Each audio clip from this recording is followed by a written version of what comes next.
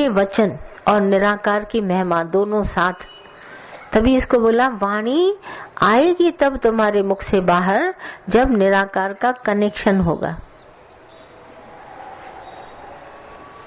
जैसे हमारे घर में बत्ती बिना पावर हाउस के कनेक्शन के कभी नहीं आ सकती, ऐसे ही गुरु का लिंक निराकार के साथ है तो वाणी आएगी। जो वाणी निराकार की तरफ से गुरु के मुख से आती है वो महिमा खुद गाएगी, ये खुद बोले नहीं।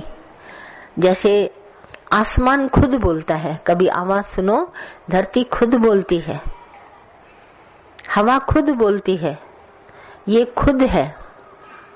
बगीचे खुद बोलते हैं, फूल खुद बोलता है, ये खुद बोलते हैं। कैसे बोलते हैं? धरती से अनाज आया, आप खाओ, आपको ताकत मिलेगी। जो शक्ति आई वो बोल रही है कि मैं अनाज से आई। हवा चली, सांसें चली, शरीर तंदुरुस्त हुआ, माना ये खुद से आई, हवा में ताकत थी तभी आई। आसमान के नीचे हम बैठे, बारिश आई, ये ताकत आई और हम सबका अनाज पैदा हुआ। बारिश न हो तो देखो अकाल पड़ जाए, बारिश न हो धरती के अंदर पानी न जाए और हम सबको पानी की शॉर्टेज हो जाए।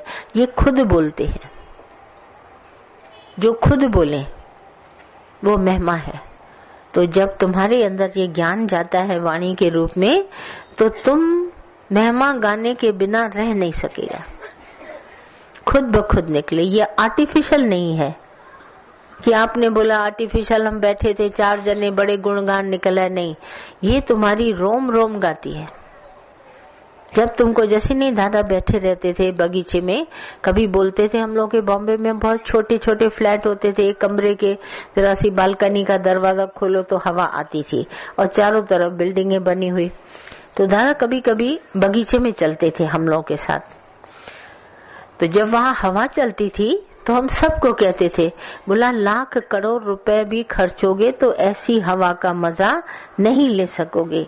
मेरे शरीर को हवा छू रही है, लाख करोड़ों का मजा ले रहा हूँ। और जब लौट के आते थे, एक बार हम लोग एरेमिल कॉलोनी में दादा को लेके गए ऊपर।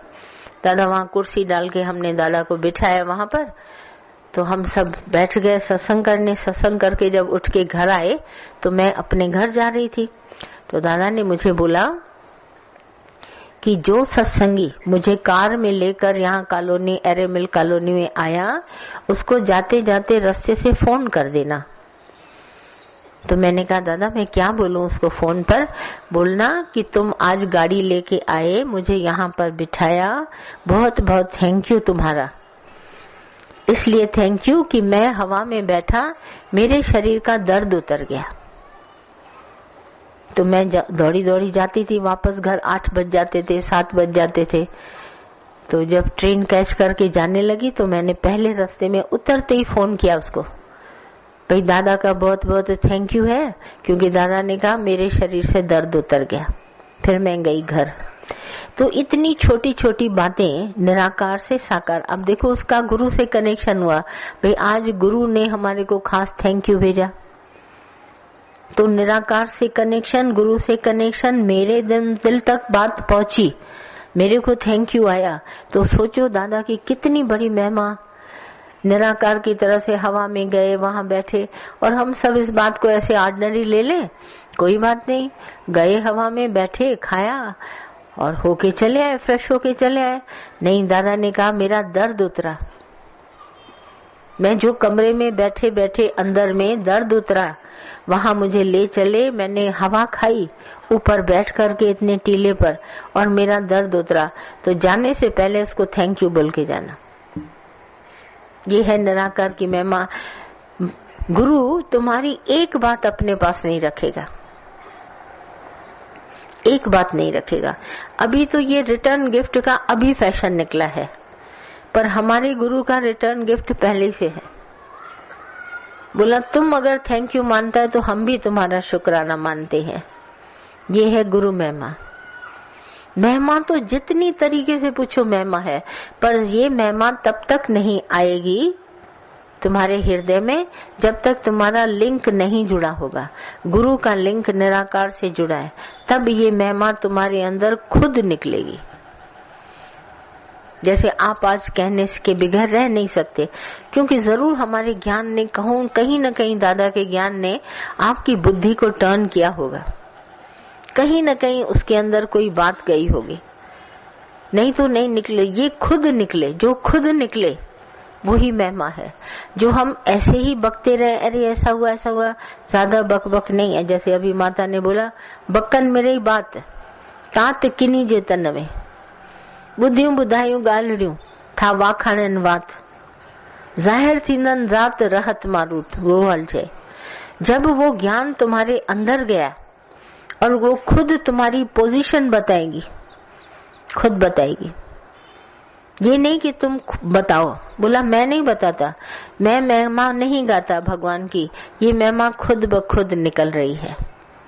बाकी तो अगर हम ऐसे ज्ञान सुन के, बोला ना माता ने, ज्ञान सुन के ये बक बक तो बहुत करने वाले मिलेंगे, मेमोरी में फीड हो जाता है ज्ञान जिज्ञासु हालत में, पर जब महिमा निकलेगी बाद में तब तुम्हारा। जैसे नहीं कभी हम लोग सिंधी में बात करते हैं, कहते हैं कि इतनी इसने मेरी सेवा करी है, मुझे हड हड कुरके थो, मेरा एक एक हड्डी का जोड़ बताता है। तुम अगर कुछ गलत करता है तो मेरे को अंदर से दुख होता है। दादा ने कहा मेरी एक एक हड्डी का जोड़ बताता है, कुरके थो। मैंने इतना इन सबको बताया, ये क्यों इस तरह से फिजूल माया की तरफ जाते हैं। मेरा एक एक अंग बोलता कुरकता है, माना शिकायत करता है कि इतना ज्ञान होने पर भी तुम अपनी स्थिति क्यों नहीं बनाते, क्यों नहीं तुम उस बात पे खड़े हो जाते। जब मैंने तुमको इतना अच्छा ज्ञान किया, तुम भटक क्यों रहा है इधर उधर। तुम सोच रहा है शायद हमारे को दादा ने अच्छा ज्ञान नहीं दिया है, अभी दुनिया में बहुत कुछ है, दुनिया में है ग्लैमर, बाहर दिखाई देने वाला, स्थिति नहीं है। बाहर से तुम्हारे को संत साधु सब चोलिया कपड़ा पहने इस तरह से बैठे हुए तुम्हें मिलेंगे, तिलकधारी, और संगत भी बहुत सारी होगी तुम्हारे को, और इस तरह से दिखाएंगे जैसे हम आपको बहुत कुछ दे रहे हैं, मगर तुम्हारे तक न पहुंचे। वो कैसा कोरियर कि वहां से तो चले और मेरे तक न पहुंचे, तो वो तो रिसीव ही नहीं हुआ ना। आप उसको कोरियर ऑफिस को कह सकते हैं, भाई मैंने इतने दिन से किया हुआ क्यों नहीं पहुंचा, वो दंड भर के भी आपको वापस करेगा। पर गुरु ने कहा ये मेरा कोरियर तुरंत, तुम प्लग लगाते हो तो तुरंत करंट पास होती है ना, ये थोड़ी देर लगाती है। तुम देखो कनेक्शन हुआ नहीं कि करंट पास हो गई। बोला ये बात होनी चाहिए ना, गुरु के थ्रू, गुरु एक प्लग का काम करता है, तुम उसमें प्लग लगाया, सॉकेट और प्लग बोलते ना, उसको लगाया तो तुरंत तुम्हारे में करंट आनी चाहिए। बोलता है परसों नरसों दूंगा, ऐसा क्यों। दादा ने कहा मेरा ज्ञान है कैश मनी, अभी का अभी लो मेरे से, मैं पोस्ट डेटेड चेक नहीं देता, मैं इस जन्म में तुम्हारे को दूं। बोला कि दूसरे में पाना, एक देवे 10 पावे। बोला अभी का अभी कैश मनी मेरे से लो ना, मैं तुम्हारे को पोस्ट डेटेड चेक क्यों दूं, तारीख डाल के दूं और बाद में तुम पैसा लेना। बोला अभी कैश कराओ ना। तो ये महिमा है जो आपको अभी का भी फायदा करे। तुरंत जैसे सुनते ही हैं तो दिल गदगद होता है, अंदर में कुदरती श्रद्धा जागती है और शुक्राना मान के उठते हैं, एक एक क्षण का शुक्राना मानते हैं। ये है महिमा। कनेक्शन चाहिए। हाँ जैसे कोई बात होती है, कोई प्रश्न आपसे पूछते हैं, हाँ तुरंत जवाब मिल जाता है। बिल्कुल मिलेगा ना। हाँ ये वो रेडियो स्टेशन का प्रोग्राम नहीं है कि जो उन्होंने प्रोग्राम पहले ही से प्लान कर दिया, बना दिया, तो वो आज आएगा। वो लिस्ट पहले ही बताते हैं कल ये प्रोग्राम है। ये तो प्रोग्राम बनाया नहीं जाता। जो चीज बनाई न जाए और बिगाड़ी न जाए वो है महिमा। ये बनाई नहीं जाती, ये पहले ही से है। यही तो आपको कनेक्शन दिखाते हैं कि हमने सोचा क्या बात निकल आई। भाई कोई पत्री नहीं, कोई चिट्ठी नहीं, कुछ नहीं, कहीं तो लिंक होगा। तो ये निराकार साकार का लिंक है। और जब आप उसमें अपनी श्रद्धा से कोई भी प्रश्न पूछते हैं तो आपको एक नहीं 100 जवाब मिल जाते हैं। आप कोई भी उसमें से चूज कर लो जो आपके मन माफिक दिल को फिट हो जाए। ये कुदरती है, महिमा है। तो ये महिमा इस तरह से जब हम लिंक ही नहीं जोड़ेंगे, महिमा आएगी कहाँ से? आसमान देखोगे नहीं तो चांद सूरज तारे कैसे दिखाई देंगे? निहारो तो। आज के जमाने कभी किसी को फुर्सत है चांद देखने की? सच बताना, देखते हो चांद? ऐसे निहारते भी आज चांद निकला है, नहीं देखते ना, फुर्सत नहीं। सूरज तो इसलिए है क्योंकि धरती पर रोशनी आ गई, पर चंद्रमा नहीं देखते होगे। चंद्रमा ने क्यों? कितना शॉर्टेज है, टाइम देखो कितना कम हो गया है। और वैसे चांद निकला, सब अरे चांद निकल आया, कविताएं लिख दी जाती थी, भजन गाए जाते थे। नहीं, चांद निकल आया। गुरु हमारे जीवन में आया माना चांद निकला है। तुम आए मेरे पास तो मैंने देखा गली विच चांद निकला। आज हम सब इधर आपस में आए हैं तो नागपुर में गली विच चांद निकला। सब बोलते अरे ये सब संगत कहाँ जा रही है, ये संगत कहाँ जा रही है, किस दिशा में जा रही है? बोला आया है गली में चांद निकला। देखो ये महिमा। नहीं तो इतने आप सब इधर बैठे हैं, इतने दिलों को जगा के दादा यहाँ ले आया।